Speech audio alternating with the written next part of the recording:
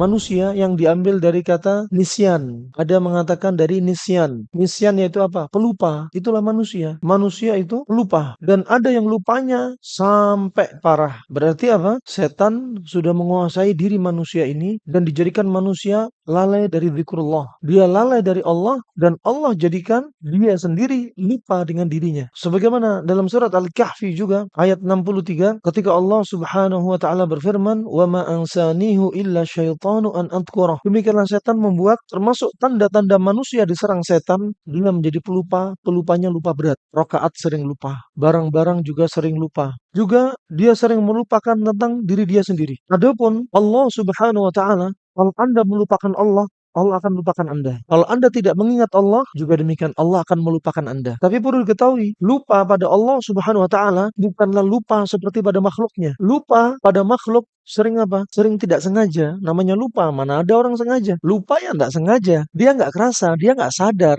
kalau dia lupa. Tahu-tahu, loh mana barangku? Loh aku sholat berapa rakaat? Kunci ada di mana? Ini nggak disengaja. Dan inilah lupa. Dan lupa yang dibikin syaitan. Dan syaitan termasuk makhluk Allah Subhanahu wa taala. Dan mereka nggak akan bisa membuat Allah lupa. Karena Allah yang menciptakan syaitan. Dan lupa pada diri Allah Subhanahu wa taala bukanlah lupa pada manusia. Lupa yang dimaksudkan kalau disebutkan Allah melupakan manusia, artinya apa? Allah meninggalkan manusia dengan sengaja, bukan tanpa sengaja. Itu iqabnya, balasan bagi mereka yang melupakan Allah Subhanahu wa taala. Anda ketahui kalau Anda semakin lupa, ada banyak sebab. Penyebab lupa itu banyak. Bisa medis, bisa non medis, bisa fisik, bisa psikis. Orang kebanyakan makan bakal gampang lupa. Kenapa? Pembuluh darah selalu terkonsentrasi di perut sehingga asupan pasokan darah di otak berkurang sehingga jadi pelupa. Berikutnya, ketika Anda makan makanan terlalu banyak sifat dingin, maka sifat dingin dari makanan minuman yang Anda konsumsi akan menyebabkan otak Anda juga dingin. Maka Anda bakal jadi pelupa. Bukan hanya pelupa, diajak ngobrol sering nggak konsentrasi. Di antaranya disebutkan Imam Zurnuji dalam kitabnya Ta'lim Muta'allim ketika Allah sebutkan wa kulu washrabu wa la tusrifu innahu la yuhibbul musrifin. Makanlah Anda, minumlah Anda dan jangan berlebihan. Termasuk disebutkan kalau Anda kebanyakan minum, otak Anda ikut dingin, syahwat Anda ikut dingin, menjadi laki dan wanita yang frigid. Ginjal Anda dingin, pencernaan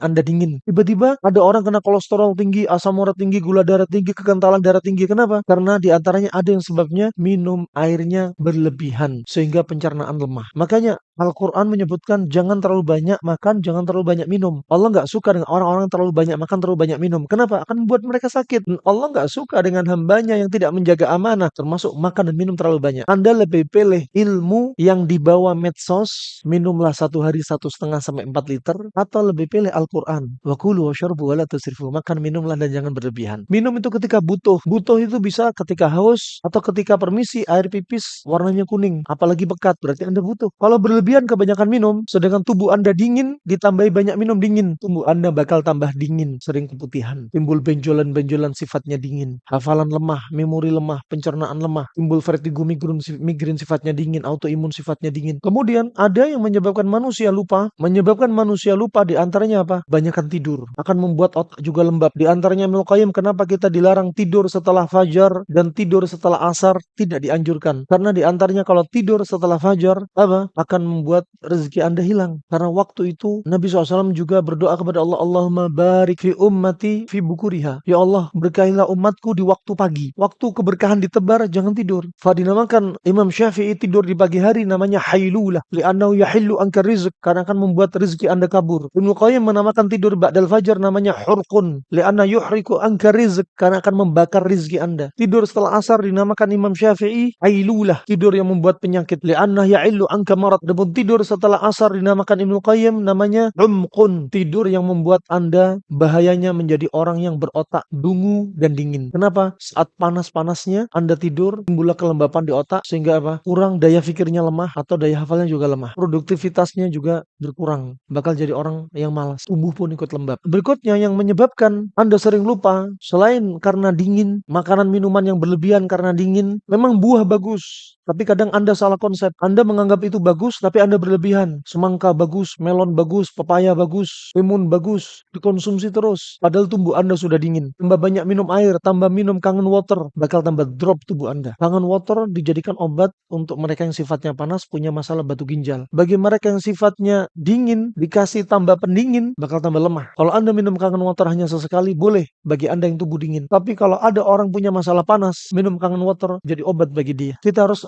meletakkan suatu pada tempatnya. Jika tidak, kita akan menjatuhkan diri kita pada malapetaka. Berikutnya disebutkan Imam Nawawi yang menyebabkan hafalan itu lemah, terlalu banyak konsumsi al-hamid, banyak konsumsi masam-masam. Namanya terlalu banyak, berlebihan. Contoh, Anda terlalu banyak konsumsi jeruk nipis, jeruk apel yang masam. Contohnya Anda makan asinan Bogor terlalu banyak, asinan Pondok Kelapa juga sama terlalu banyak. Alhasil yang masam ini menyebabkan apa? Disebutkan Imam Nawawi, hafalan kita lemah. Berikutnya yang menyebabkan hafalan lemah, ternyata apa? Serangan setan. Ketika Anda merasa diri Anda sering lupa, maka saat itu setan sebenarnya sedang mengincar kita. Kita sudah jadi korban. Sebagaimana tadabbur dari surat Al-Kahfi ketika Allah Subhanahu wa taala berfirman, "Wa ma ansanihu illa syaitan an adzkura," dan tidaklah aku lupa kecuali karena apa? Setan yang membuatku lupa. Maka di sini ayat ini menunjukkan kalau Anda semakin banyak lupa, setan sedang menyerang diri Anda. Mungkin bisa jadi Anda jarang baca Al-Qur'an. Allah Subhanahu wa taala berfirman, "Wa may ya'shu an dzikrir rahmani nuqayyid lahu syaitanan fahuwa lahu qarin." Barang siapa yang berpaling dari Al-Qur'an, berpaling iman, dia tidak beriman, atau beriman tapi nggak pernah pegang Al-Qur'an, nggak paham artinya, maka apa? Allah akan jadikan setan menyerang diri dia. Bagaimana caranya setan menyerang diri Anda? Anda dibikin cepat lupa, Anda dibikin gampang dendam, gampang sedih, ya. Anda dibikin juga was-was, ditimbulkan penyakit fisik dan psikis. Itu juga termasuk serangan syaitan. Dan syaitan bakal jadi teman bagi Anda